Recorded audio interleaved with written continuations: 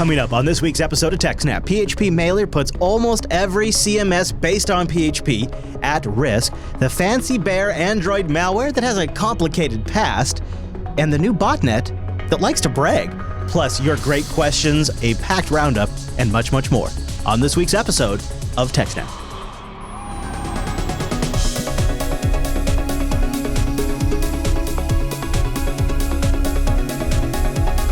Hi, everyone, and welcome to TechSNAP. This is episode 299 of Jupiter Broadcasting's weekly Systems Network and Administration podcast. We streamed this episode live on December 29th, 2016. This episode is brought to you by our three sponsors, Ting, DigitalOcean, and IX Systems. I'll tell you more about those great sponsors as this here show goes on. Our downloads and our live stream, it's powered by the incredible Scale Engine.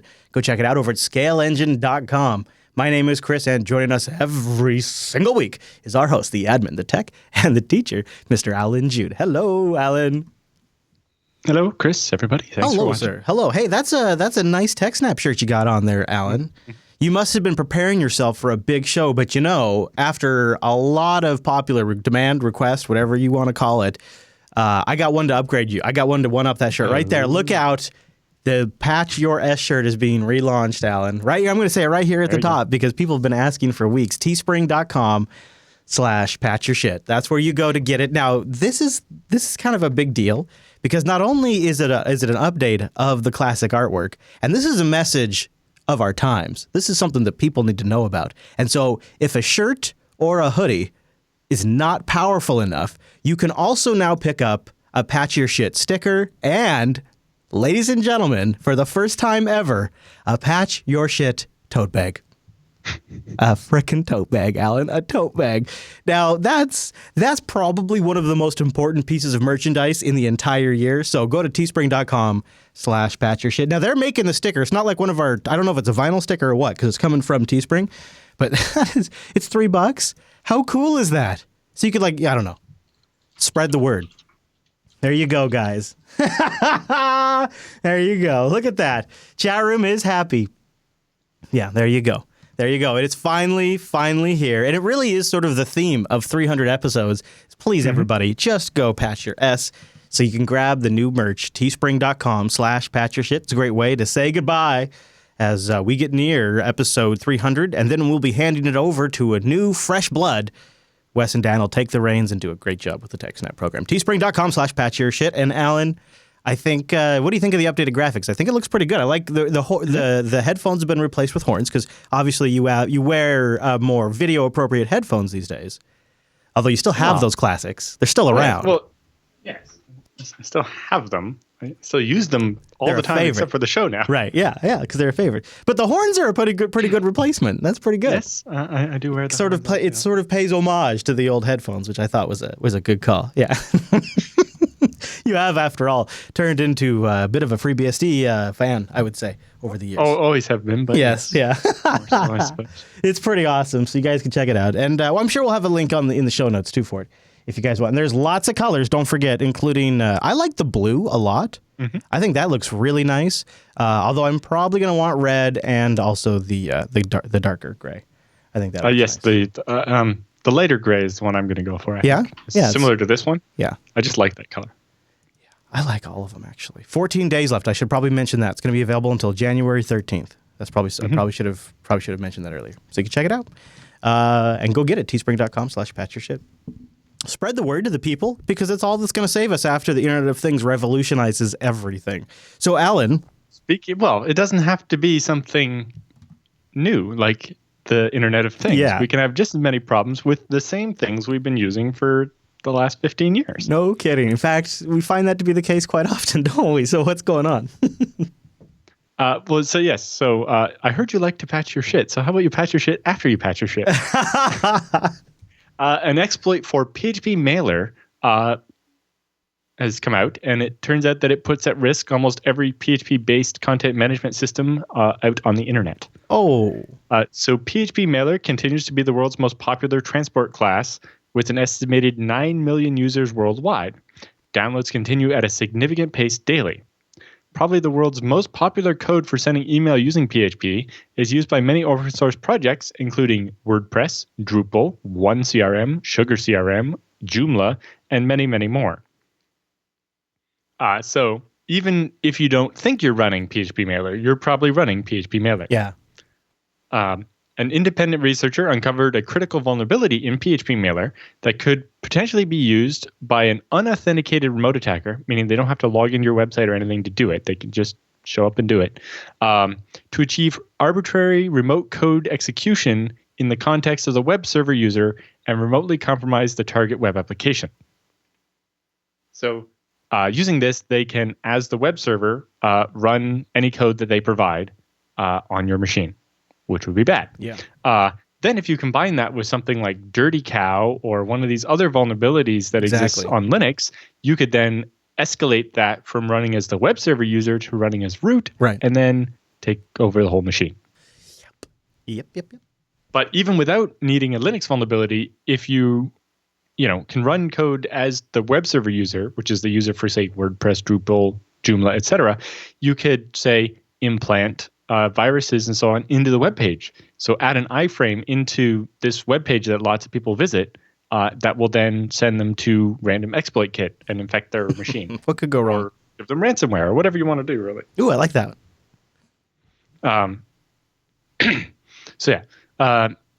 To exploit the vulnerability, an attacker could target common website components such as contact or feedback forms, registration forms, password email resets that send out emails, or anything else that basically sends out an email via a vulnerable version of PHPMailer.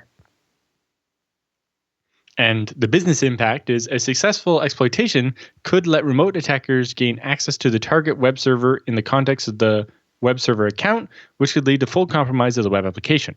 For example, if I'm running as the user that WordPress runs as, I can easily look at the config files and get the username and password for the database, and then go into the database and get all the posts, all the users, their email addresses, their hash passwords, etc., and then do whatever I want with them.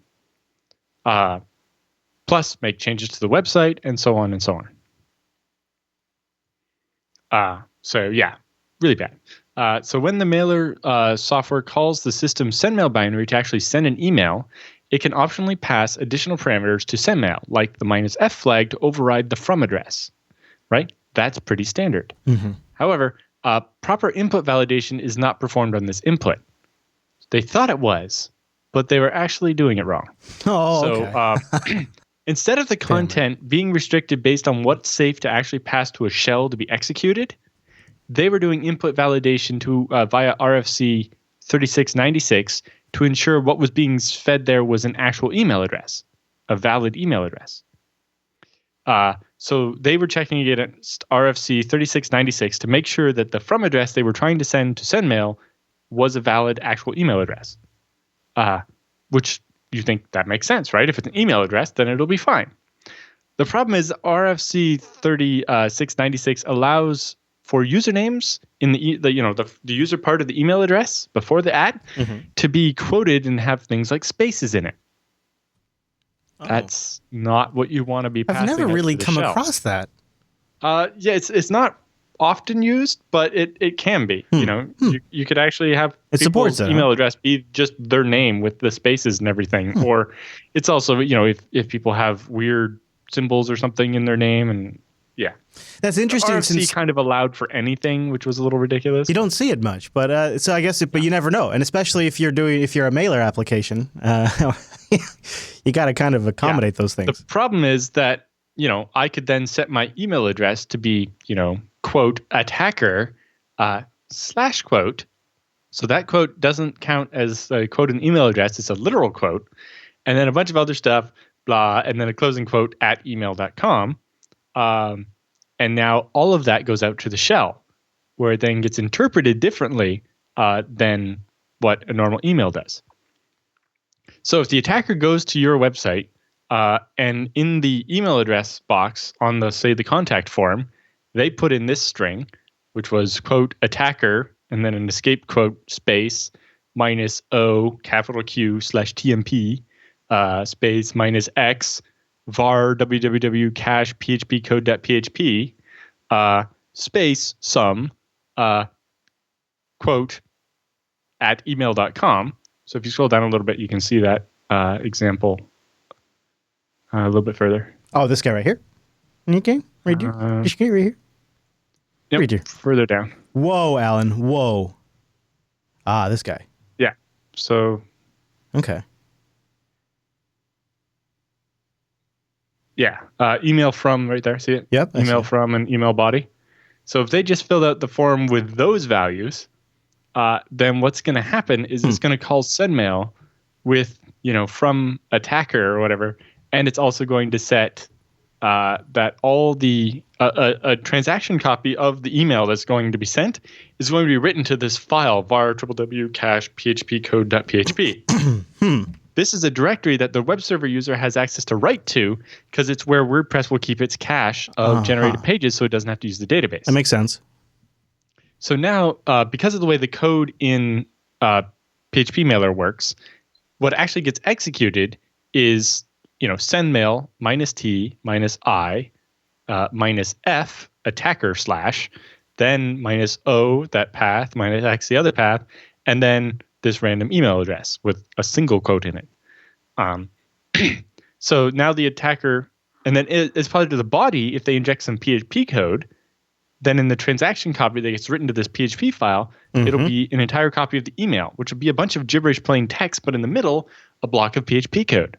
Well, the way PHP was designed is you can embed it in an HTML page, but you can also embed it in anything as long as it's named.php, and that gets parsed by the web server, and basically all the plain text gets printed out verbatim, but the code gets executed. So now the attacker just has to go to access that phpcode.php in the cache directory, and the web server will run that code and do whatever the code says to do, which could be, exploit a vulnerability like Dirty Cow to compromise, to escalate to root access on the Linux machine. So just because of that little bit of, because they validated the input, but they validated that it was an email address, not that it was safe to send out to a shell, that causes the problem. Right. So this vulnerability was responsibly disclosed to the PHPMailer vendor. The vendor released a critical security update, PHPMailer 5.2.18, to fix the issue. And so they worked around the issue a bit. But then update yesterday, the author of the original vulnerability posted an update where he has actually worked a way to bypass the fix. So while people rushed out and patched their PHPMailer to fix this vulnerability, the author of the vulnerability managed to work around the fix and still be able to exploit all of them. No, Alan. No. So PHPMailer has had to release version 5.2.20 that fixes the exploit better. So what it does now, instead of trying to escape whatever the user sends in, it checks that before and after the escaping, the strings are the same. So if you put in anything that's going to require a bunch of extra escaping, then it just says, no, that's obviously not just a simple email address, and punts on it. So this way, we know that what's being passed can only be straight characters and nothing that will require any work. And then he didn't stop there. He's like, well, if this PHP mail sending application has this problem, how much you want to bet almost all the other ones do too? Oh, boy. So he looked at SwiftMailer and immediately found the vulnerability existed there as well. Surprise. Yep. That was good insight. I don't know if I would have naturally come to that conclusion, so that was good insight. Yep. Injecting extra stuff to the command line is, this is exactly the same way that it's the same type of exploit as the one we saw against the WordPress auto update mechanism. Remember when we talked about that one? Mm-hmm. And again, it was just causing it to run your string at the command line, and then you could take over the machine. Mm-hmm. It's a classic. But yeah, as you can see, once we find this vulnerability, we also need to look at all related things because they probably have, it's a common mistake. Yeah, that is very true. Interesting, and sounds like it affects a lot of PHP applications, especially ones that are like CMSs or ones that maybe companies have used internally to generate reports. So as we like to say, patch your S. And then after you're done, make sure you've actually patched to the latest patch because the last patch, no good. The last patch... 5.2.18 that everybody rushed out and installed before Christmas, turns out, as of yesterday, not good enough. Yeah, that old me, that what that would have meant for old me? Old me would have been like, oh my God, I have to write another change control request form for an obvious thing I need to fix immediately, and I have to wait till next Thursday when we have the meeting where I can schedule the installation. I hate this when it's back-to-back like that. It's such a pain in the butt. For certain types of businesses, it is a major amount of work for the IT department. All right, Alan, any other thoughts on that story? Nope, that's what I just dumped on it like that. All right, well, let's talk about something awesome, and that's our first sponsor this week, DigitalOcean. Use our promo code SNAPOcean after you create your account. You just apply it to your balance, and you get a $10 credit. And I love this because DigitalOcean has incredible pricing, and it's easy to set up a system and get going in under 55 seconds.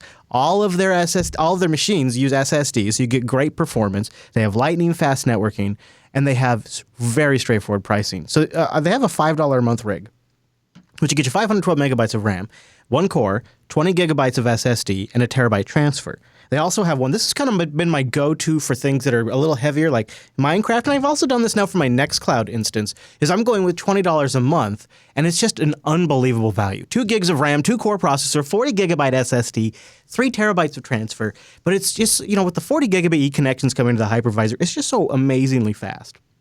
And hourly is even just barely can wrap my head around it great. 3 cents an hour to run that rig. Imagine like the latest open source project you want to test out or something like that. Run it for a couple of hours. You could probably even get lucky and deploy it within seconds, either using something set up on DigitalOcean's dashboard that allows you just one-click deploy, or one of the hundreds and hundreds of great documents in their community documentation section. In fact, this is kind of a cool tool that we should probably talk about more, because I think it's probably right up the alley of our audience, the DOCTL application, which is the official DigitalOcean command line client that uses that API. And I'm pretty sure their own web interface, which is super nice and slick, it must be using their API in the back end, because everything you can do in the web UI, you can do via the API. And that is so handy once you start using DigitalOcean for a long time. You're just getting started. The web interface is great for that. Even if you're like a long-time server expert or a just completely beginner noob type person, the dashboard's great for you. So use our promo code SNAPOcean, go spin up a rig. They have free BSD and Linux systems you can get going with that intuitive control panel, straightforward pricing, lots of good documentation, the ability to do snapshots and block storage, and data centers all over the world. DigitalOcean.com. Start the new year off with a DigitalOcean droplet. They can take that. I just made that up right there. On the spot. You can run with a DigitalOcean. I'll give it to you. Merry Christmas. DigitalOcean.com. Use our promo code SNAPOcean. Just apply it to your account. And a big thank you to DigitalOcean for sponsoring the TechSNAP program. So, are we going to talk about Fancy Bear today, Mr. Jude? Sure. Let's do it. I'm loving the artwork on this report from CrowdStrike. That's some good stuff. Well, I think there's quite a bit of work that went into making this report fancy, but yeah, including the name. The actual content is interesting, if not slightly oversold by the artwork and the amount of hype they put into it. But anyway, starting from late 2014 through 2016, Fancy Bear, which is a variant of the X-Agent implant for cell phones, was covertly distributed to Ukrainian military forums, bundled within a legitimate Android application developed by a member of the Ukrainian artillery officer Yaroslav Sherstok. It was developed by the Ukrainian army? So just some guy who's an officer in the Ukrainian artillery. Some guy? I mean, so that's... basically... Yeah, okay. So the Ukrainians have these old Soviet-era D-30 howitzers. And to do the figuring to target them takes like a couple of minutes of math. So he wrote a cell phone app that does it in about 15 seconds. And started distributing that via a forum used by people in the Ukrainian artillery. Right? So this is just an officer like, hey, I've made a computer program that can calculate the stuff for us much faster. Let's all use that. So the original application enabled artillery forces to more rapidly process targeting data for the Soviet-era D-30 howitzers, which are employed by the Ukrainian artillery forces, reducing targeting time from multiple minutes to under 15 seconds. According to Shurstuk's interview with the press, over 9,000 artillery personnel have been using this application in the Ukrainian military. So they say the successful deployment of the Fancy Bear malware within this application may have facilitated reconnaissance against Ukrainian troops. The ability for this malware to retrieve communications and gross locational data from an infected device makes it an attractive way to identify the general location of Ukrainian artillery forces and engage them. They say open source reporting indicates that Ukrainian artillery forces have lost more than 50% of their weapons in the 2 years of conflict and over 80% of their D-30 howitzers, the highest percentage loss of any other artillery piece in Ukraine's arsenal. Is the implication there that this great loss is due to malware? Is that the implication? Well, the implication is the Russians and the Russian-backed separatist forces were better able to target the artillery because all the people, a lot of the troops had this malware on their phone. I see. So they could. It's like, well, they're all over there and they're coming this way. So what do you suppose they mean by open source reporting? Does that mean they're sourcing Twitter? It just means like public. Yeah. So basically, well, not necessarily Twitter, but just anything that, reports the Ukrainian military puts out, saying, or there's basically anything that's public information. So, but the thing is that the Ukrainian military doesn't put that information out because they're at war. They don't put that out. So I'm wondering, open source reporting is just a weird term. It's just, I wish I knew what it meant. That's it's not a weird term. I think it's weird. I know it's something It's a regular used. term used in intelligence for anything that's not secret. We've talked about, we've had the same conversation like once before on the show. Yes, but open source reporting in this case could literally mean anything where it's like magazine publishes, Jane's Defense, anything that is public information that people can get. It's just vague, I guess. I wish I knew more where they got that information from, because that would be... well, I think if you actually look in the PDF, they cite where they got the information from with the link at the bottom. I'll dig for that after. You'll see a little number at the end of the information, and on the last page, it resolves to a link. I'll see what I'll look at it, yeah. But basically... more of their D-30 howitzers got lost than any other artillery piece, and only people with D-30s were using this app, so maybe there's a correlation. So this previously unseen variant of the X agent, which they call Fancy Bear, represents its expansion into mobile malware, moving from just iOS specifically to also targeting Android devices, because that's what everybody in the Ukraine was using in this case. And it reveals one more component in the broad spectrum approach to cyber operations taken by the Russian-based actors in the war in the Ukraine. The collection of such tactical artillery forces positioning intelligence by Fancy Bear further supports CrowdStrike's previous assessment that Fancy Bear is likely affiliated with the Russian Military Intelligence, or GRU, and works closely with Russian military forces operating in eastern Ukraine and on the border regions with Russia. So the original application central to this discussion was called bunch of Russian characters 30. .apk. .apk was originally developed domestically used within the Ukraine by members of the 55th Artillery Brigade. Based on the file creation timestamps as well as the app signing process, which occurred on March 28, 2013, CrowdStrike has determined that the app was developed sometime between February and April of 2013.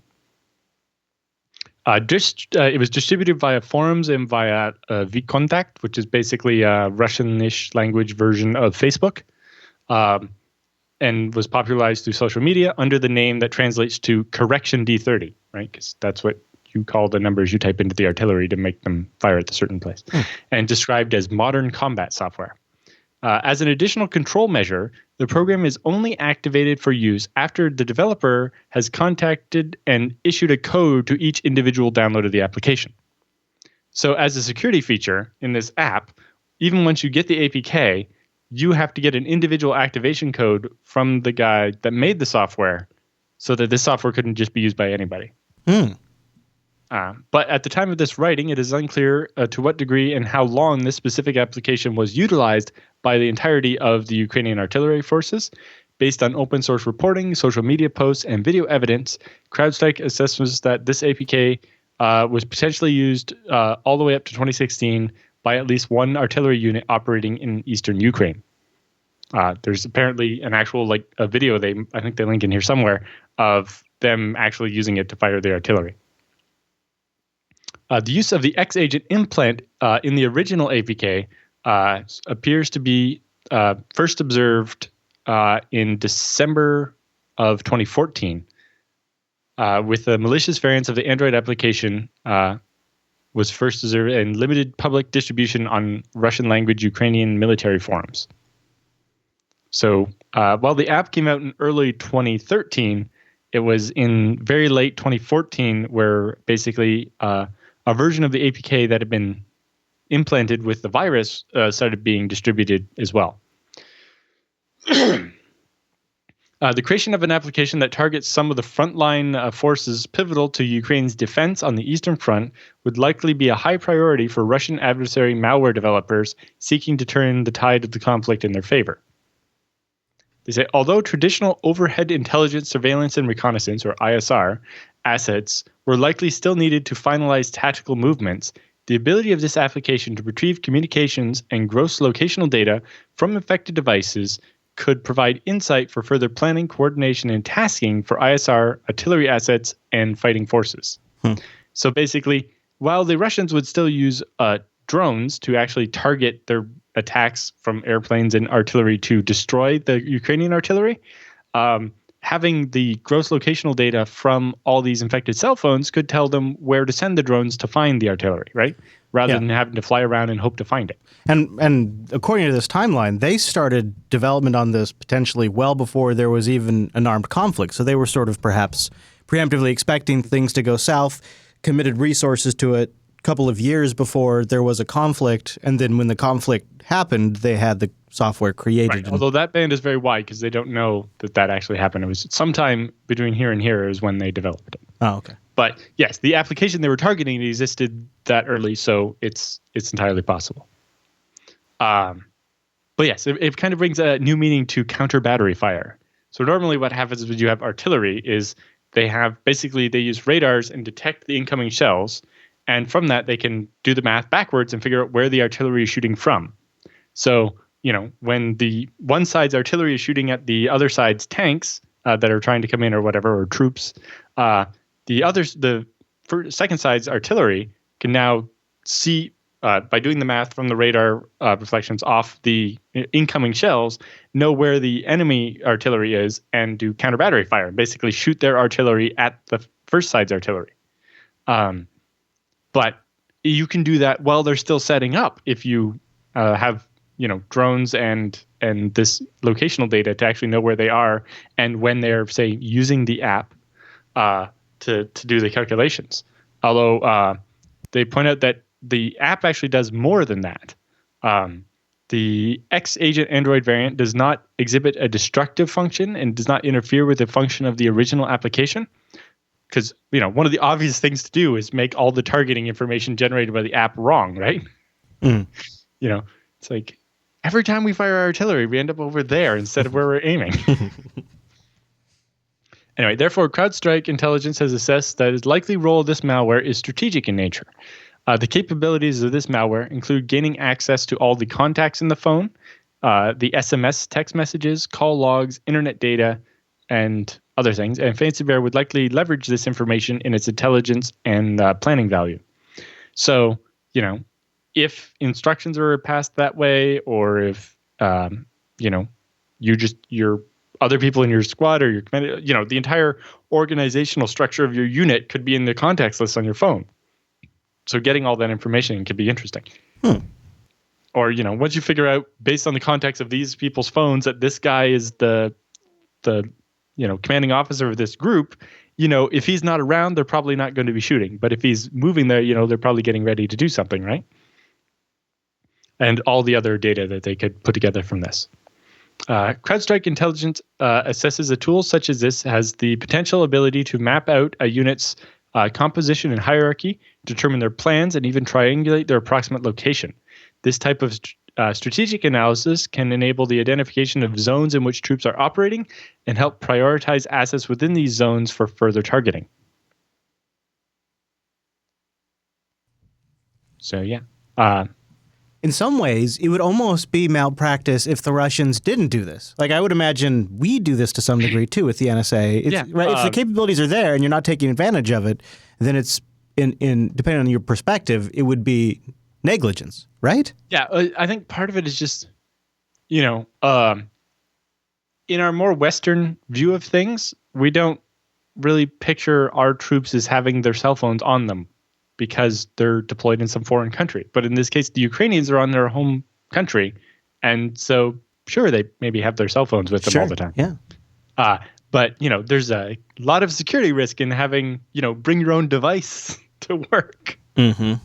It really is completely different when you start talking about the military, as far as having these unsecured devices hanging around that can be turned into spying apparatuses and tracking stuff. And So it was developed by a Ukrainian person in the Ukrainian army, but on his own initiative, but then taken over by Russia to use against. Not necessarily taken over. They took a version of it, implanted it with a virus, and started spreading it via social media. I see. So, and this guy in the Ukrainian army started developing it back in 2013. Yes. So he made it in 2013, and it's basically just a calculator that does the math for.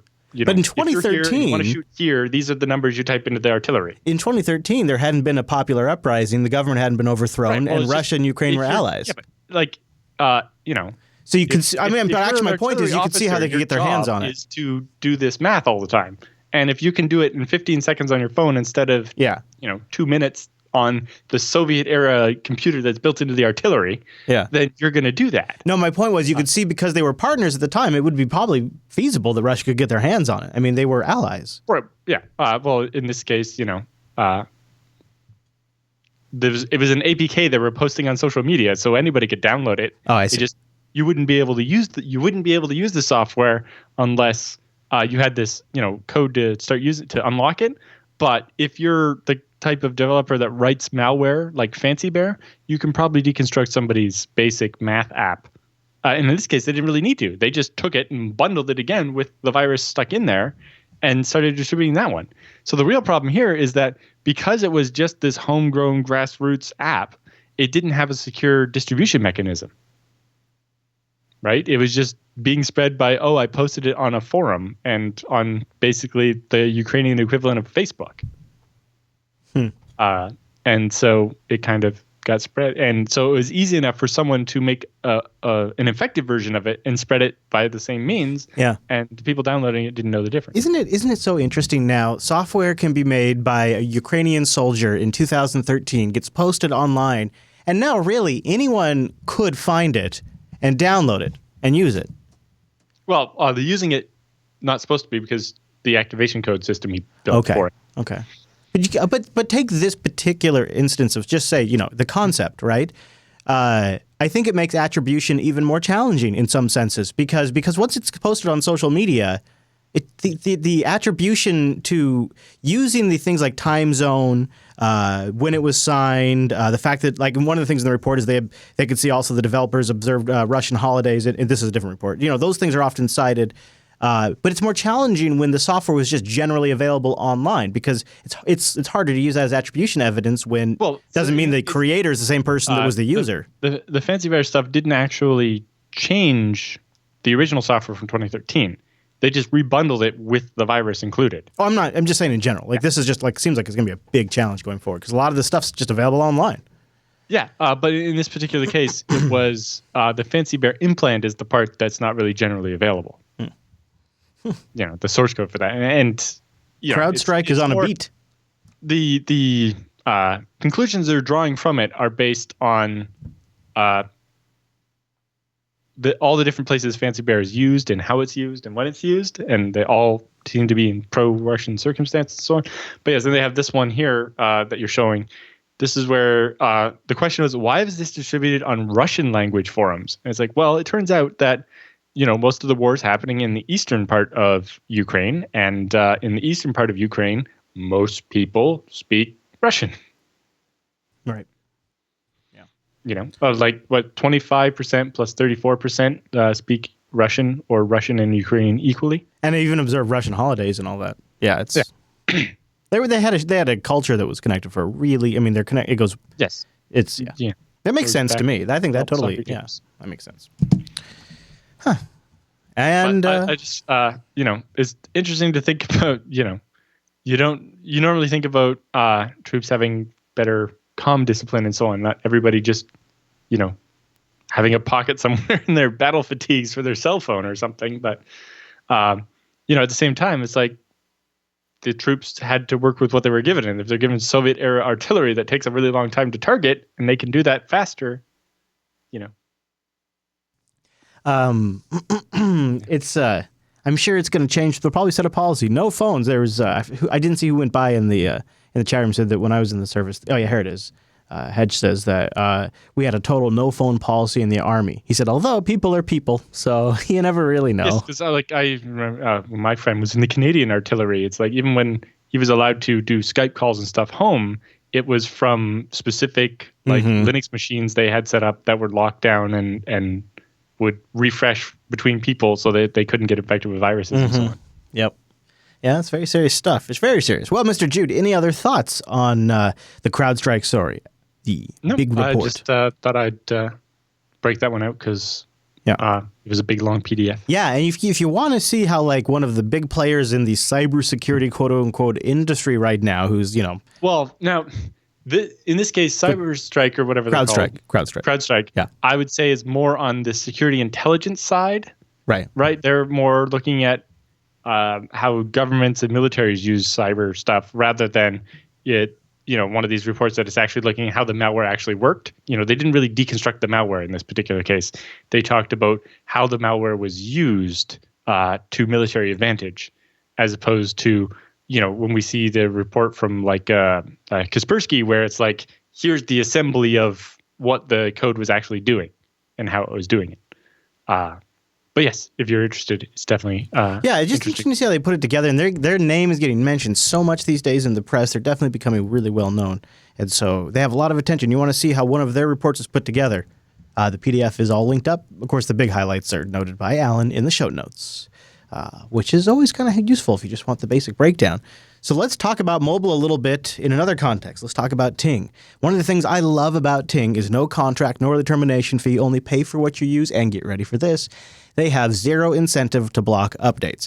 They don't have a Ting experience that they need to update so that way you can get Ting video and Ting music streaming in the Ting App Store. They have absolutely zero business incentive to block updates and every motivation to make sure you have a smooth experience. This is why I always encourage people, if you can, if you are fortunate enough, go over to Ting with an unlocked device that's getting directly updated by Google. And I think it's doable now, even from a budget standpoint. I point out the Nexus 5X, which still has a couple of years of support, $338 from Ting. This is unlocked. This is no contract. This is pay for what you use, just your minutes, just your messages, just your megabytes, and $6 for the line and taxes. That's really it. They will not get in the way of any of the Google updates. They don't have any incentive to do so. And if you want to use CDMA or GSM, Ting has both networks. It's a really great deal. You combine it with the Google experience, and actually, you know what? Honestly, what I do. I'm no longer on Android, although I think the Nexus 5X is a great phone. I got the iPhone 7 on the upgrade program, and I get an unlocked one, and I put it on Ting.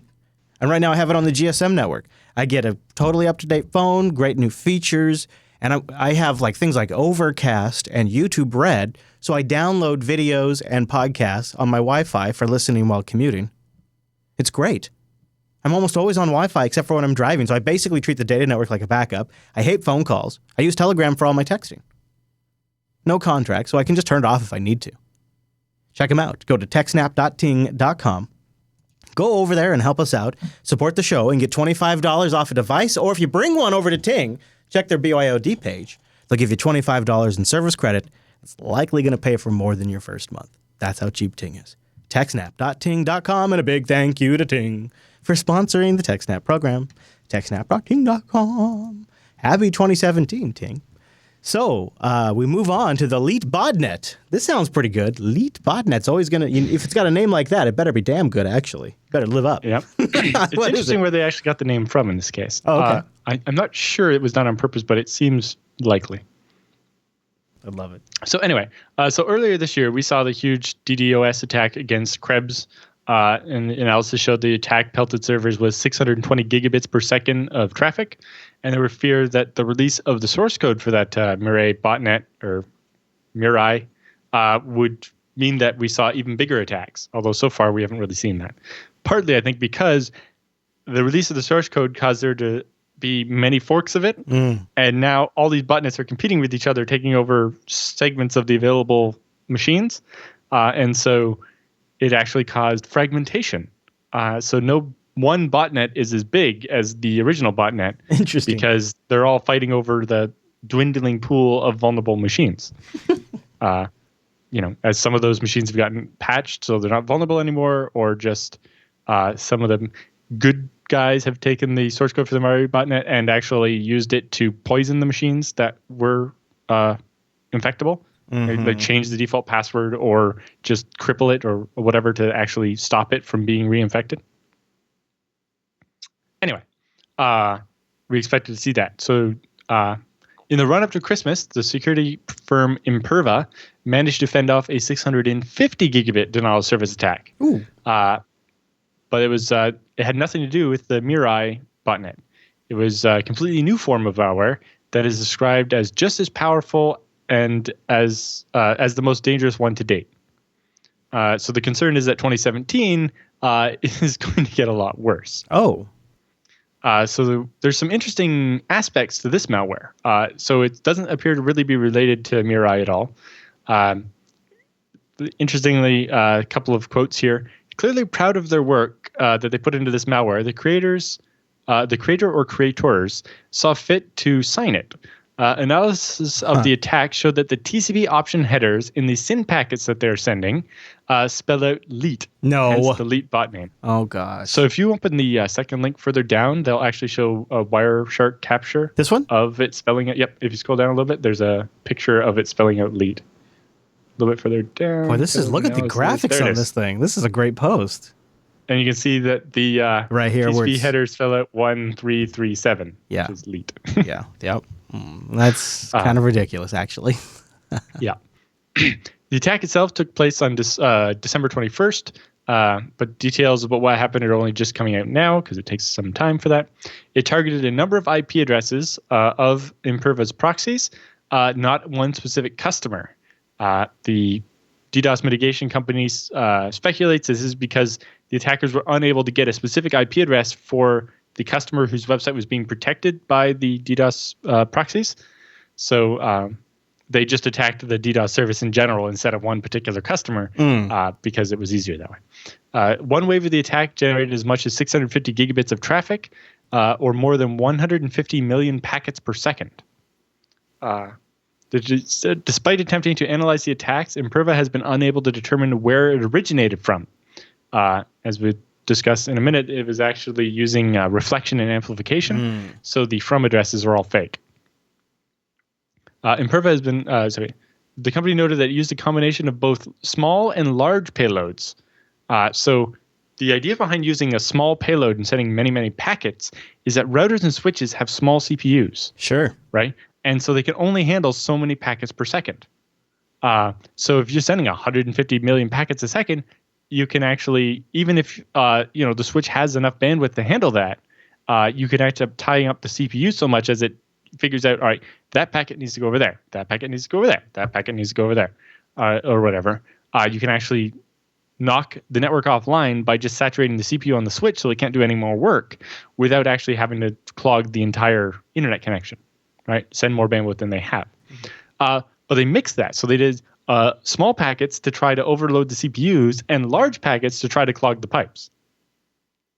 So by mixing the two, they were hoping to, find the limit of one or the other. All they wanted to do was knock it offline, so they didn't care which. So they were trying both.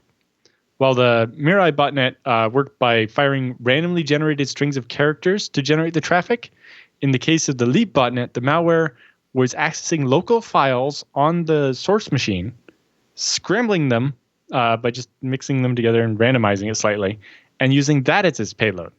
So each infected machine will be different because they're just grabbing random files off the hard drive, scrambling it, and sending it. causing it to not be the same payload, so it won't match a signature, and it'll be harder for these DDoS companies to filter out this traffic from other traffic. Imperva described the attack as a mishmash of pulverized system files from thousands upon thousands of compromised devices. They say, beside painting a cool mental image, this attack method serves a practical purpose. Specifically, it makes for an effective obfuscation technique that can be used to produce an unlimited number of extremely randomized payloads. Using these payloads, an offender can circumvent signature-based security systems that mitigate attacks by identifying similar content. So this way, the attack coming from each machine is unique because they're randomly picking random files that'll be different. While in this instance, Imperva was able to mitigate the attack, the company says the leap botnet is just a sign of things to come, and brace yourself for a messy 2017. So then if you get more into the details on the Imperva site, they talk about how they were using Anycast to basically absorb the traffic as close to the source in multiple locations, filter it, and then proxy it back to the actual websites, only the clean traffic getting through. And so they noticed that the attackers just went after their Anycast IPs rather than going after a specific customer because no specific customer is tied to any one IP. It says it's hard to say why the attackers didn't focus on a specific customer. Most likely, it was the result of the offender not being able to resolve the IP address of his effective victim, which was masked by encapsula proxies. And lacking any better option, the offender turned his attention to the service that stood between him and the target. Now, if you scroll up to the first graphic, the little traffic graph, you can see the first DDoS burst lasted about 20 minutes and peaked at about 400 gigabits. Because that failed to make a dent, the offender then paused, regrouped, and then tried a second round where they did 650 gigabits per second and more than 150 million packets per second for about 20 more minutes. Yeah. Both attack bursts originated from spoofed IP addresses, making it impossible to trace the botnet's actual geolocation or learn anything about the nature of the attacking devices. You scroll down a little bit, they have an animation of a log of the IP addresses, and you can see it just cycling through giant ranges of IP addresses. There you go. Scroll. Scrolling. See, it's just scrolling through, 110. There we go. Wait. Oh, sorry. That one, yes. You can see it just scrolling through sequential IP addresses, basically. Yeah, I can. So unlike the Mirai botnet, which we know used direct attacks and didn't require reflection to get to that big number, this botnet is likely smaller because it only got to 650 megabits using reflection and amplification. So it was, sending spoofed attacks and probably bouncing off other machines in order to get that big. But either way, that's a lot of traffic to have to deal with. Yeah. But unlike the Mirai stuff, we can't figure out that, this is all coming from these hacked cameras or whatever, because we don't know the actual original source IP addresses of the attacking traffic. And then, so they say the attack traffic generated two different SYN payloads. The first was a regular size SYN packet, which ranges from 44 to 60 bytes. But then they also had abnormally large ones ranging from 799 to 936 bytes. The article on their website then goes in actually comparing some of the code from Mirai and seeing how in Mirai the TCP options are the same 99.9% of the time, and that the SYN packet size is always exactly the same. So this code may not actually be based on that Mirai code. It might be just a completely different botnet. Okay, fair enough. And they say the regular size SYN packets were used to achieve a high million packets per second rate, while the normally large SYN packets were used to scale up the attack's capacity to 650 gigabits. Damn. Yeah. Let's use that to distribute some podcasts. Come on. We got to put all this. Come on. Let's put this in. Come on. Let's put this to something use. All right, Mr. Juden, your thoughts on that? Got additional coverage over at, what was it, Network World that had that? Security Week. Security Week that had that, yeah. So there's also some additional coverage over there if you guys want to read more. But yeah, do you have any other thoughts? No, I'm All out of thoughts. Well, I want to pick your brain. Let's talk about a little problem I'm having. But first, let's mention IX Systems. Please go to ixsystems.com/TechSNAP and find out about their wonderful, powerful servers built around those incredible Intel processors designed to solve whatever your workload might be, from large to small. ixsystems.com/TechSnaps, where you go to support the show. That way they know you heard about it here. And then dig in. Everything from the free NAS Mini up to servers for just about, really any serious workload. They have some incredible systems they can design for you. Then the TrueNAS appliances, which are great, especially if you're working with VMware. And then the TrueRack, when you just want to build your own cloud. Check it out at ixsystems.com/TechSNAP. But Alan, before we mention the super cool build, the water-cooled build that they have up on their blog, I have a question for you. Sure. The Beard found a Black Friday sale on Toshiba 5 terabyte drives. Yep. And I bought 52 of those last year. Did you? Or earlier this year. 128 megabyte buffer too. Damn, that's great. Yep. So I can't remember what we have. It's been so long now. I can't remember what JB has in its free NAS Mini. It's 12 terabytes total, and I don't remember how much is available to us. So it's a free NAS Mini with it's got all the bays are full now. What do you suggest? How many bays does it have? Which size? It's the smaller one. So it's not the it's XL. Only 4 bays? Yeah, it's 4 bays. Okay. Which has been rock solid for us. And so I'm wondering what you think the best approach would be for us to move over to 5. One thing we considered was just moving everything over to a temporary NAS, like doing maybe something like a ZFS send or another method to copy everything over to a temporary NAS. And then just rebuild the free NAS Mini with these drives. But I wondered if you had another recommendation for it. There's a couple of ways to approach that. If there are spare SATA slots, which there probably are, you could hook up one of those 5 terabyte drives in addition to the 4 existing drives, and then do the zoopool replace command. So this does an online replacement. So unlike the other method, which is disconnect a drive, rely on redundancy while it resilvers onto the new drive, your problem is you're only using RAID Z1. So if one of the other old drives dies during that, you lose all your data, which would be really bad. Whereas the zpool replace, you keep all 4 original drives online, and then you just copy the data off one of them onto the new bigger drive. Once that's done, then you remove the old drive that you've replaced and put the Toshiba in there, and take a second Toshiba and do zpool replace on the second drive. So as long as you have the spare SATA ports to be able to connect, that 1 extra drive or 2 extra drives. It's got eSATA too. Yeah. But I'm pretty sure that motherboard has 12 SATA ports, so you're fine. It's got at least 6, and you only have 4 drives, so you'll be fine. You can replace each of those drives online that way. And then once all 4 of the drives in the pool are the 5 terabytes, your pool will just magically have the more free space. But yes, the other option is just another machine somewhere that you can plug the 4 drives into, set it up with FreeNAS, create the pool, and then ZFS send over from one to the other until all the files are copied over. Although then you're limited by your 1 gig NIC, so it'll take a lot longer than doing it locally, where you can do hundreds of megabytes a second. That was one thing I was thinking about. Yeah. It really depends. The nice thing with the little hack to hook up the 5th drive and just set it on top of the case or whatever with the SATA cables hanging with the side off of it temporarily is that also when you're doing the zpool replace that way, your NAS is still online the whole time, so you can still access all the files and do your regular NAS stuff on it. That's a winner, right? So it doesn't impact your production workflow. Yeah. How many of those drives did you get? 4. I got 4. Okay. And I would like to see. I kind of was thinking that one reason I was kind of maybe tempted to go eSATA is because then I have a external 4 drive bay that works, and then I could keep the existing drives that are in there. And then just add these new drives as a second RAID Z1, and they get all the space of both drives. Yeah. And they've been working great. I mean, just such a solid machine. If I was going to do that, I would probably put the new drives in the chassis and the old drives in the eSATA. Yeah, I was tempted to do that too. Just because the new drives are faster. Would I have to do much? Nope. ZFS doesn't care when you move the drives to a different location. As long as it can see all the drives, it will just, when it boots up, it'll import the pool and be like, okay. I think I am going to do that then. It doesn't matter. You can change the order and the device names and hook them up to a different HBA. Sweet. That's one of the things that's awesome about ZFS.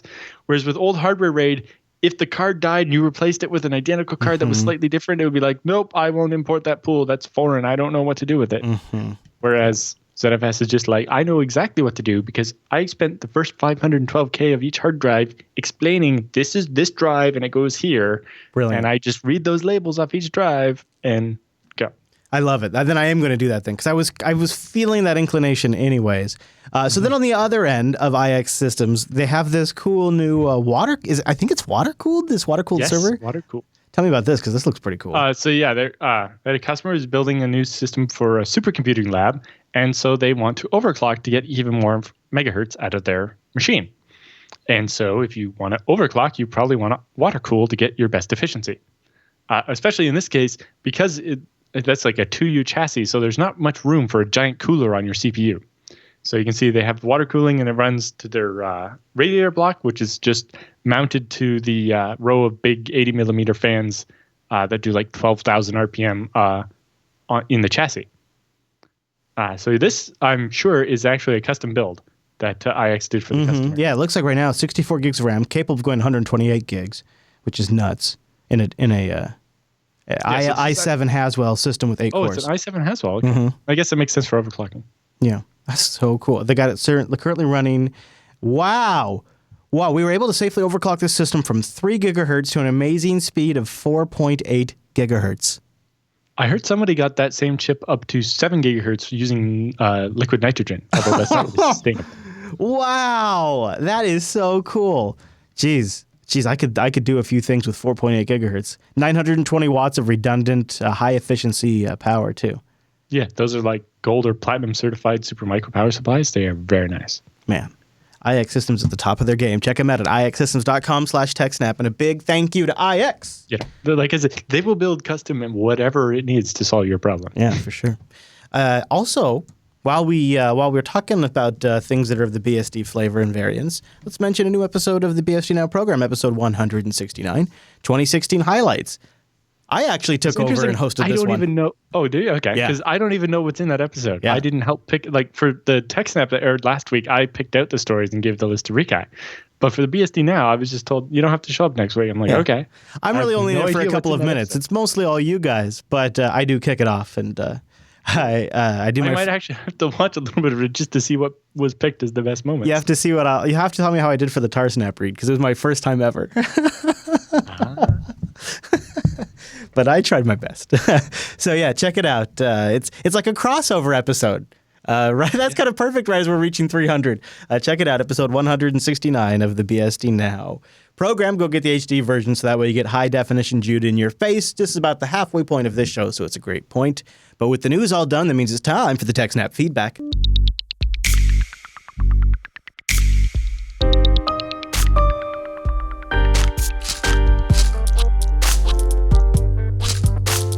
Thanks for sending your emails to TechSNAP at JupiterBroadcasting.com or popping that contact link at the top of the Jupiter Broadcasting website, like Connor did. Our first email this week, he says, "Hey guys, love the show. I have a FreeNAS running 4 2TB refurbished drives. I know, I'm feeling poor these days. And a RAID Z1. My question is, how hard would it be to add 2 or 4 more drives and migrate to a RAID Z2? I'm running an Asus Z97A Mobo. I have an i5 4690K and 16 gigs of RAM. Your thoughts?" Yeah, so you can't just migrate from a RAID Z1 to a RAID Z2. That's not an option. Okay. However, if you add 4 more drives, you could add a second RAID Z1, giving you 8 drives total if your motherboard has enough SATA slots, or if you can add a StarRes controller card or whatever to get the extra SATA slots you need. And if your case actually has room for 8 hard drives, but you kind of mentioned adding 4 more drives, so hopefully that's an option. So yeah, your easiest approach to expand the storage there is add your 4 new drives as a second RAID Z1, and then you basically have what's called the RAID 50, where you basically have you're striping across 2 separate RAID Z1s, and you would, again, if your 4 more drives were also 2 terabytes, that would give you a total of 6 drives for storage at 2 terabytes apiece, equals 12 terabytes of usable storage and 2 redundant drives. For converting to a RAID Z2, your only option is to back up the data and create a new array. Okay. So Okay. there's that. All right, Connor. Good luck. You and I, similar boats. Now, moving on to Sean's question. He says, I thought it would never... I guess that's why the option I was kind of recommended to most people is if you can afford it, and specifically if you're in the boat where you're going to be buying, say, 2 drives at a time, once or twice a year or something to expand your storage. Right. If you just go with mirrors, while you get less of the storage right away, your real advantage is you can just add 2 drives at a time as you can afford them until your chassis is full. And once it's full, you just replace the 2 oldest, smallest drives with bigger drives and keep doing that in sets and cycle through it over and over and over again. And you can basically have infinitely growing storage without having to replace your hardware. So take the hit up front, but down the road. Mirrors give you more flexibility if you know you're going to need that. Now, if you know your chassis is a FreeNAS Mini and only has 4 slots, then you can just replace all the drives at once, or you can replace the drives one at a time. You just don't get the extra storage until you replace the last one. Mm-hmm. Okay. So Sean says, I've heard of the stories where people nuke their install with a typical RM-RF en route and thought, why would you ever do that? You knew it would kill your system. And then I did exactly that. I was trying to RM the contents of a USB drive before I did some DDing FreeNAS onto it, and I was typing faster than I was thinking. Before I could react, my entire /home is gone, and my laptop is crippled. You mentioned almost every week that ransomware people pay are actually no backup fees. Well, so my question is, what do you recommend as a home or small office level backup solution? What services or local servers and clients should I use? Frequency? Should I just backup /home? Or should I back up my entire system? Get a whole system image? What about my file server and my Windows machines? If I can't get rid of them, what should I do with them? Thanks for all the help and all 300 episodes of great info. That's a lot. Yeah. So I think he didn't mean literally RMRF / because that is usually won't work on most systems. You have to provide some extra options, but you can easily RMRF, /home by accident or whatever. So yes, backup solutions. This is a question that comes up relatively often. It really depends what you're backing up, how much there is, and what your paranoia level is, and so on. It could be something as simple as using rsync or something to back stuff up to the file server you mentioned, or TarSnap is great. We were just talking about that. It allows you to do backups where you encrypt it on your machine and then send it to the cloud. And that way, no one, not even the people at the backup service TarSnap, can access your files. This is a hard question to answer because, in part, it comes down to what's your style of loading a system. I just prefer backing up my personal data. I don't even bother backing up applications, and I never bother backing up my operating system on any of my machines that I use on a daily basis because, honestly, if something dies or if something goes wrong, I kind of see it as an opportunity to redo the installation. And as long as I have my user data, I have a set of applications that I just reconfigure, resync the data back down, and I'm good to go. Well, especially with the more Unix style, almost all your settings are in your home directory, or maybe you want to back up /etc. But I usually don't bother backing up the operating system. With the scale engine servers are a bad example because most of our edge servers are literally throwaway. If anything goes wrong, we just overwrite, we just reinstall over top of the old and don't keep any files at all. There's nothing on the systems that's unique that we need to keep. Yeah. Sometimes we'll keep the SSH key to avoid all the extra warnings or whatever. But even our SSH keys are all managed by Puppet, so it doesn't actually cause a warning. It actually replaces it in the known host file on every machine with the new correct key. I would just say, too, you can go as far as Bacula, which can do for just entire bare metal restores. You could go as far as monthly Clonezillas that you rotate around. I mean, you can really go pretty far with this. It comes down to a couple of things, like is it okay to actually have your laptop offline for a couple hours while you're doing a full disk image? And how quickly do you need to be able to restore? Is reinstalling the OS and then restoring your home directory enough, or do you have enough extra stuff where that's going to be problematic? I wish we had a really solid, succinct answer, but it's definitely one of those. It depends. Your question of remote backups is how fast is your internet connection? Do you have bandwidth limits? How much data do you actually have that needs to be backed up, and how often? What's your upload? So, backups to your file server is usually a great way, and then maybe offsite from there if you need, or you can if you're using choose a subset FreeNAS, of things. if you're using FreeNAS too, look at the Crash Plan. I think there's still a Crash Plan plugin.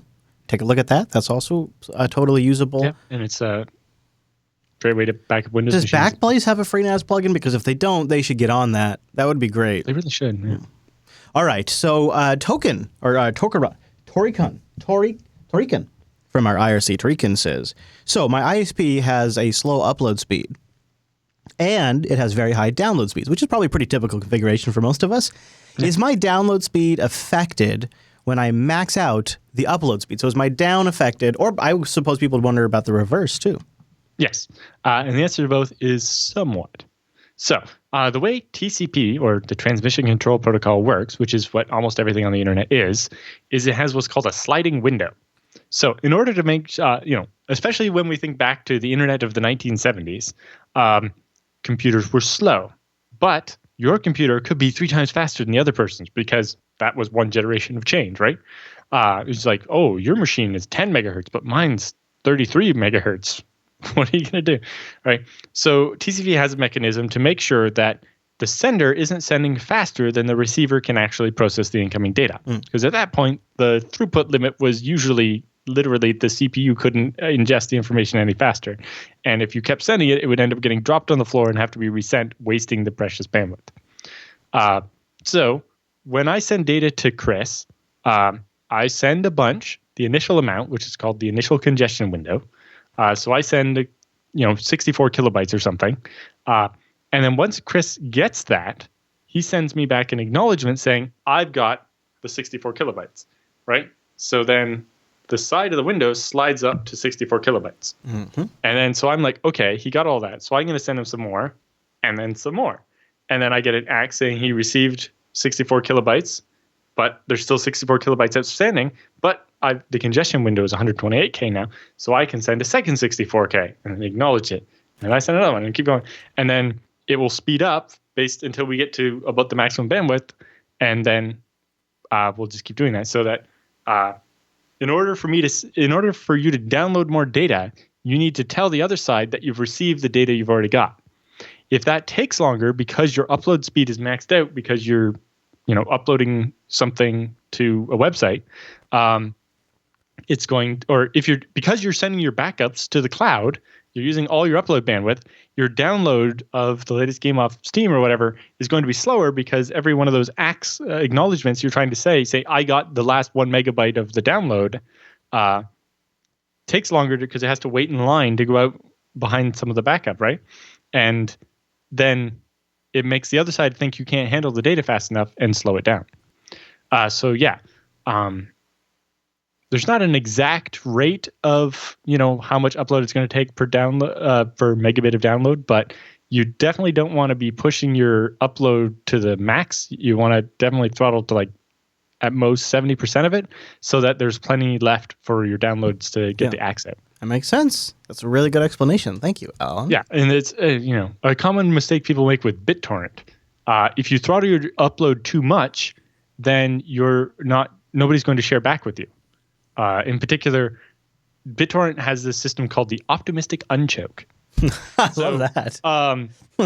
When you're downloading a torrent and you're uploading, you try to upload to people that you're downloading from if they still need it, right? Because you're like, all right, you give me that piece, so I'll give you this piece, right? And you keep doing that. Eventually, you need a piece that none of the people you already know has. So you do this optimistic unchoke where you give away a piece to somebody you haven't met yet or don't know, hoping that it results in them giving you a piece back, right? And getting more downloads going and speed things up. If you don't have enough upload, you don't do the optimistic unchoke thing, and you don't send out packets to people, and they don't in turn give you back. And the more you do that, the more download speeds you're actually going to get. But if you let too much upload happening, you're going to choke off your downloads and slow them down. So getting that setting just right can be a little bit of experimentation. The worst part for that is that depending on your ISP, the amount that you can successfully upload and download can change throughout the day. Peak times, or my old ISP when I had DSL would throttle torrents until 2 a.m. and then they were wide open. I think it was from 4 p.m. to 2 a.m. torrents were throttled. Your upload was limited to a certain amount. But after that, they were wide open. And so it came down to, most torrent programs have a scheduling thing where you can actually change the things over time as well. Mm-hmm. Yep. But yes, what was really interesting was when I was doing some experiments recently with doing ZFS replication over 40 gigabit Ethernet. Oh, really? Oh, really? Yes. And to the point where just the ACK messages coming back the other way were adding up to 60 megabits a second. It's that's more than most people's downloads nowadays. Yeah. And I'm doing that in just acknowledging the packets I'm receiving in the opposite direction, which were peaking at 14 gigabits per second. Wow. That's an extreme example. Yeah. That's almost 2 gigabytes per second. Alan, did you know that we need more questions? Go over to jupiterbroadcasting.com/contact. Now, next week, as far as I know, my math and if everything goes as planned, will be Alan and I's last episode in these seats. So it's your last chance to get your episode or your question in while we are still here. And then if everything goes as planned, starting in 3:01, there'll be Wes and Dan taking over. And it would be really great if they could start off with a great batch of questions that they could thrive on and they could Especially really dig if into. You can get the questions in sooner so they have time to work on the answers before the first couple episodes. Yeah, so not only would it be great for us to have a few questions for our last episode next week, but it would be awesome to sort of set them up with a great set of questions. And we are pretty low since it's been the holidays and last episode was a best of. But, Dan is Dan the backup man. So if you have backup questions, especially about Bacula, you should definitely send those in for Dan. Yeah. That's great. JupiterBroadcasting.com/contact. If you have any questions about tape, if you want to know anything about tape and tape backups, Dan's the man. Wow. And you can also just email directly, TechSNAP@JupiterBroadcasting.com. All right, with the feedback all done, that means it's time for the TechSNAP Roundup.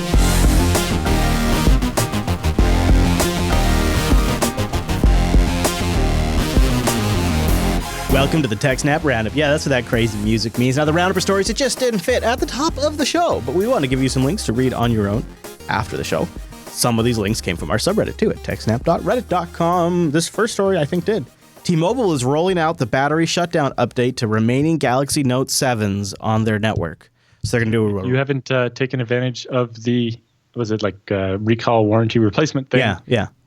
Then your phone's going to get bricked. Now, it sounds like some super high percentage, 93% of, I think, they say here in this article, of Note 7 devices in the U.S. have been returned. Mm-hmm. So if you're one of the few that's still just if you have somehow not heard about what's happening with the Note 7. No, at this point, it must be a choice. It's a choice, right? Yeah. And so what the update's going to do is just going to not allow the device to ever get charged again. So what you do is just plug it in before you ever get the update and just leave it at that. Wait, would that? No, that's a bad idea. And then it starts on fire, and now you don't have Yeah, exactly. This $300 device lets you steal a MacBook encryption password in 30 seconds. I'm betting this must be... you plug this into a hibernating or sleeping MacBook, and it turns out that the password to decrypt the hard drive is stored in memory in plain text and isn't scrubbed before the Mac goes to sleep or shut down. And this affects even if you use File Vault to encrypt your home directory. So this is specifically, it's the password to decrypt the File Vault. Okay. And when you sleep or hibernate the machine, it doesn't erase the password before going to sleep.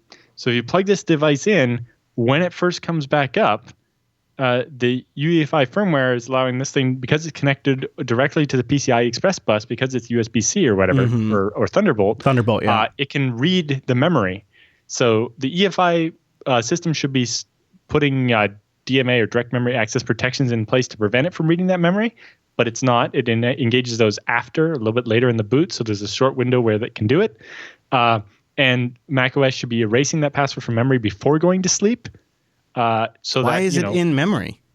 Well, it has to be to decrypt the plain text password doesn't actually need to be in memory. Yeah. That's a good point. It should be being erased even sooner. Yeah. But it's not. Well, I know in FreeBSD with the full disk encryption, it gets erased immediately after it's used to generate the actual decryption key. Yeah, they didn't want to use that, though. They wanted to make File Vault. The decryption keys are kind of kept around because you need them to encrypt and decrypt the data. But, when you suspend, you probably want to erase those and require them to be re-entered when you come out of suspend. The real great feature of File Vault, if I recall correctly, is it puts your entire home directory in an encrypted DMG container file. What could go wrong?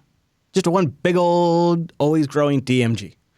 This next story, HFS Plus. If it was on a real file system, maybe that wouldn't be so bad. Yeah. This next story is everybody's worst nightmare. Android ransomware supposedly innocently infected an LG smart TV. Now, first, LG wasn't super helpful, but this is a nightmare scenario.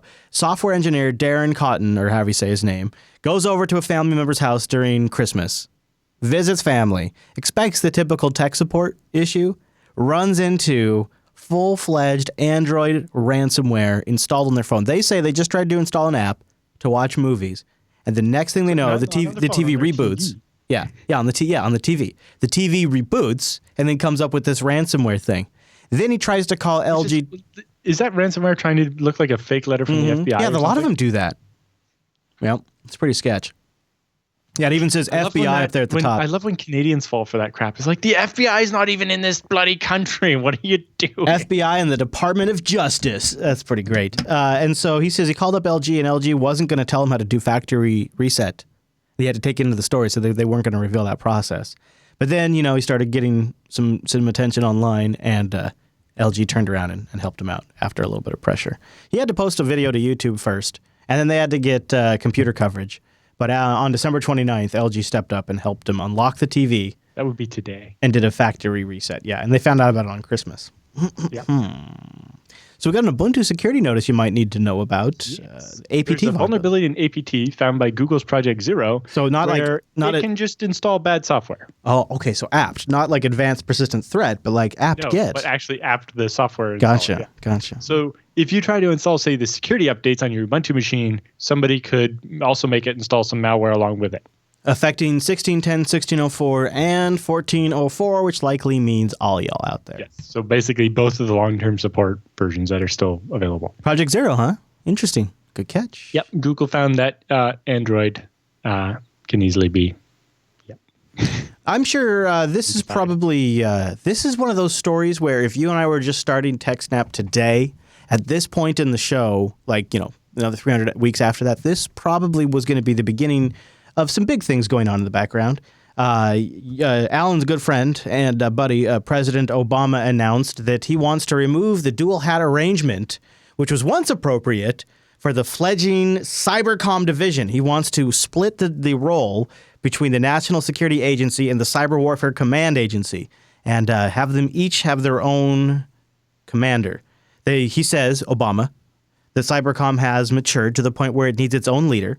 Cybercom's mission is, when ordered, to disrupt and destroy adversaries' networks. It's also to defend the nation against incoming threats critical to systems and protect the military's computers from cyber attack. It was established in 2009 at Fort Meade, and it basically sits right next to actual NSA personnel who do all of the actual work, and they use each other's resources. Mostly Cybercom uses NSA resources. The two organizations should have separate leaders, Obama says, that can devote themselves to each organization's respective mission and responsibilities, but should continue to leverage the shared capabilities, aka all of the goodies the NSA collects, and the synergies developed under the dual hat arrangement, aka they're beefing things up. What I'm wondering is what's different between that Cyber Warfare Command and the Air Force's cyber. Yeah, there's a couple of them. Yeah, and also the Department of Homeland Security also has one too. So I don't know. And the CIA. And the CIA has yeah. So here's a tweet from John Lambert, I guess is how you say it. He says, how is ransomware getting past your sandbox analysis? It's checking where it's executing first. This sounds pretty neat. So if you actually click on the picture, it gets bigger. So you can see all right. Zooming and enhancing. But yeah, so this malware actually GeoIPs its IP address that is where it's being run and determines if it's running in, Amazon, Bitdefender, Bluecoat, Cisco, Trend anything Micro with the word cloud in it, or data center, or dedicated, or FireEye, or ESET, Microsoft. So it figures out if it's running in a sandbox. OVH. That's going to so basically a sandbox or anywhere where you can rent a dedicated server. Yeah. And if it sees that, then it basically plays dumb, acts dead, doesn't do anything, doesn't get detected by the sandbox, then runs on the endpoint. Finds that it's not running on, sandbox, your Bluecoat Bitdefender or whatever, and then runs and takes over the system or whatever. And we have the face of Office malware. Interestingly, I don't see Kaspersky on the list there. Yeah. Almost every other virus company. Huh. No, actually, I don't see Symantec either. So That's a big one.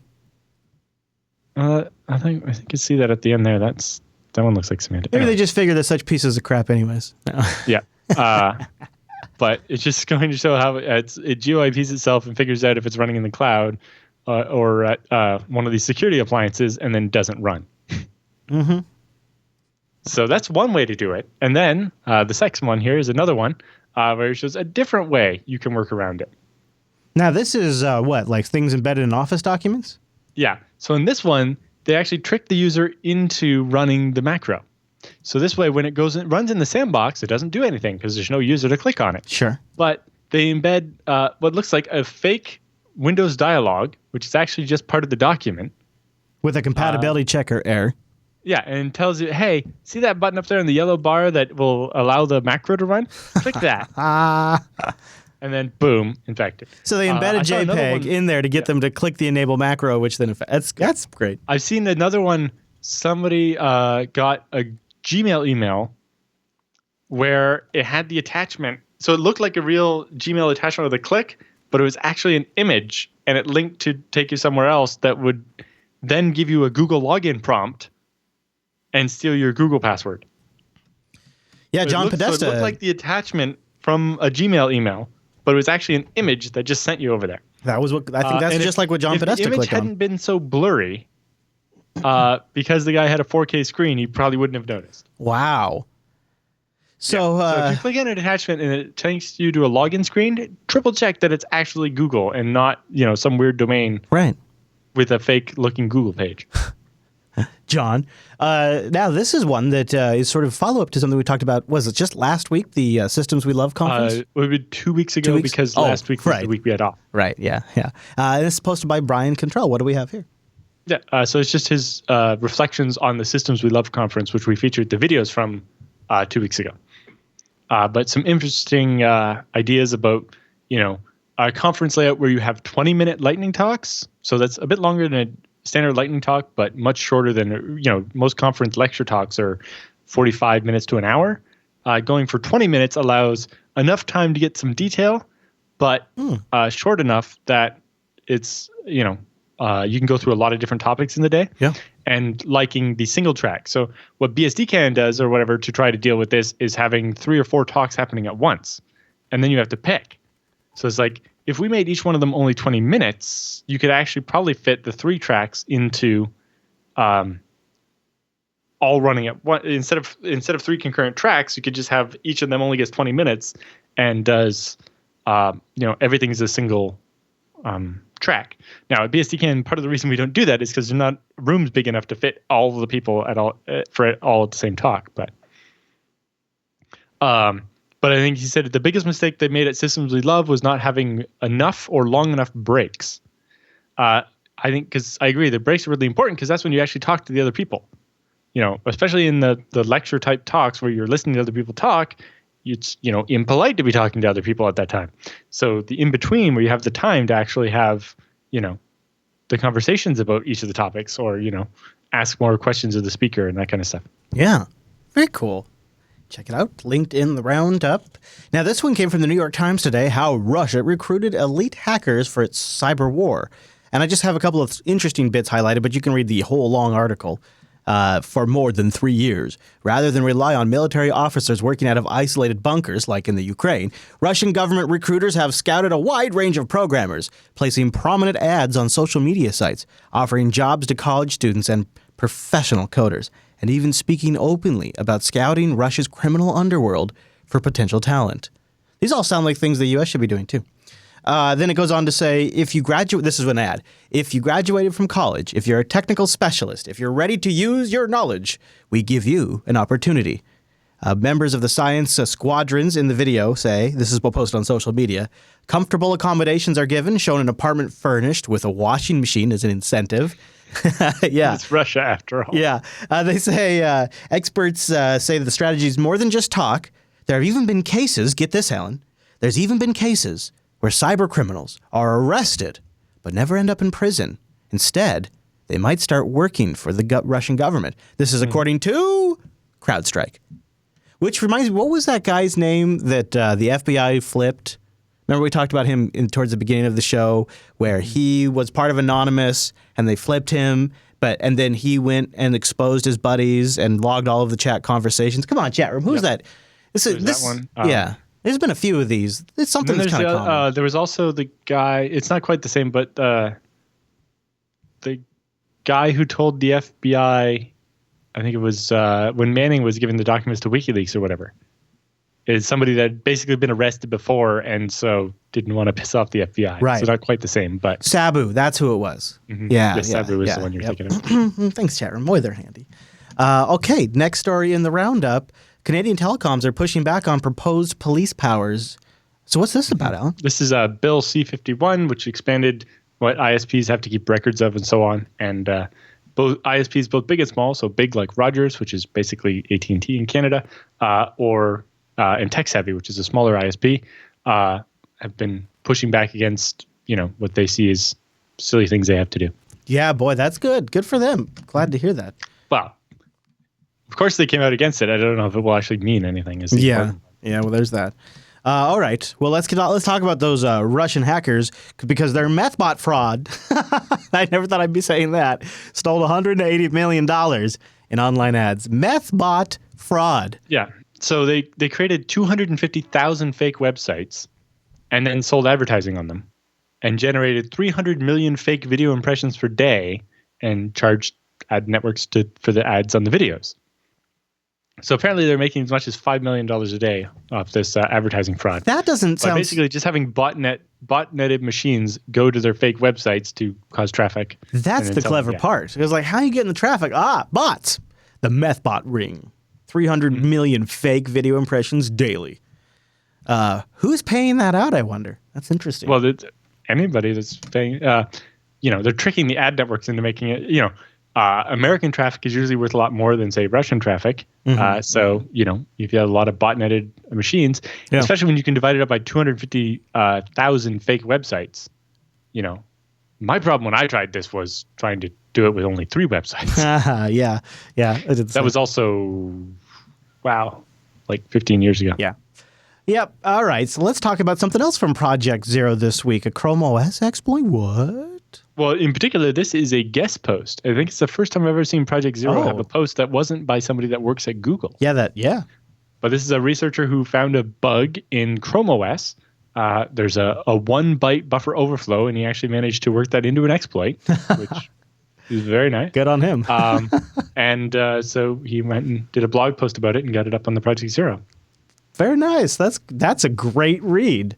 Check that out in the roundup. All right. How about this one? The Android malware that has infected Barnes & Noble. ADUPS, AdUps?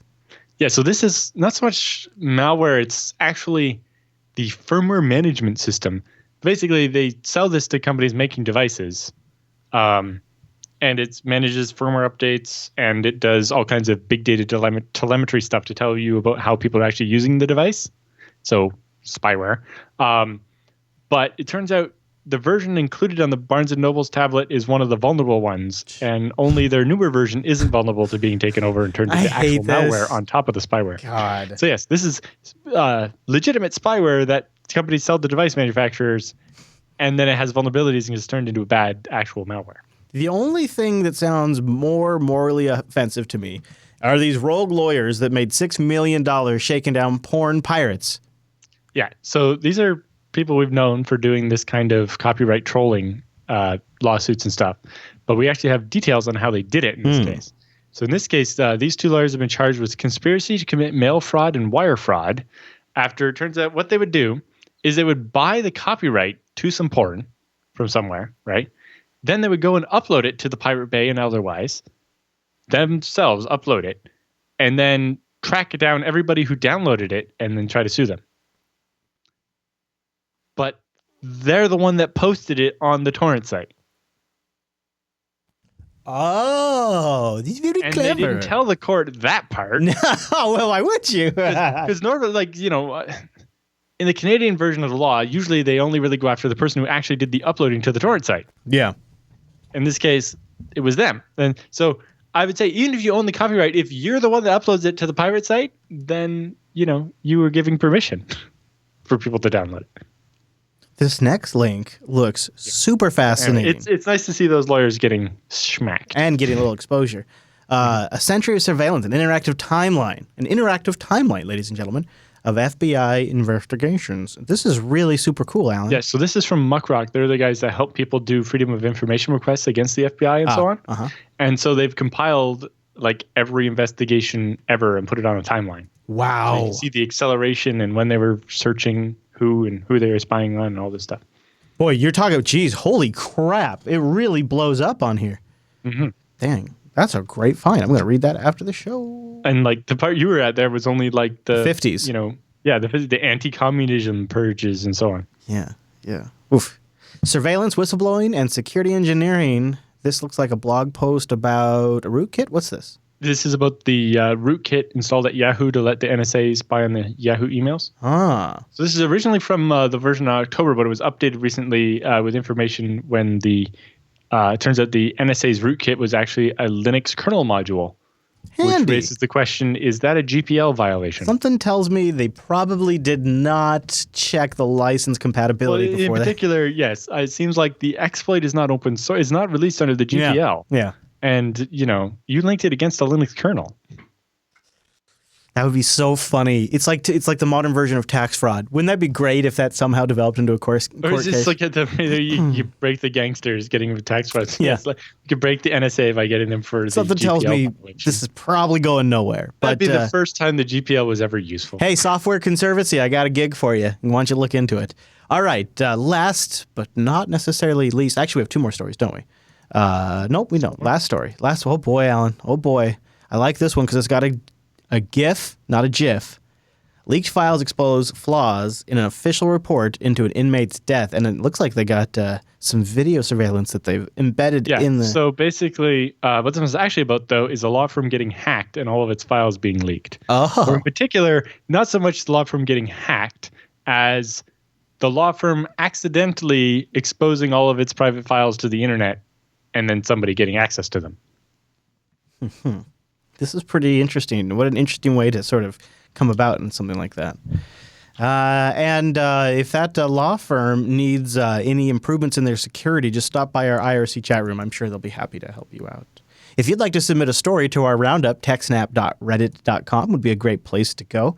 I usually check that before every show when we toss them in there. You can join us live for episode 300 next week by going to jblive.tv. You can get it converted to your local time at jupiterbroadcasting.com/calendar. We do it live at 1 p.m. Pacific, which is 4 p.m. Eastern, which is 2100 UTC.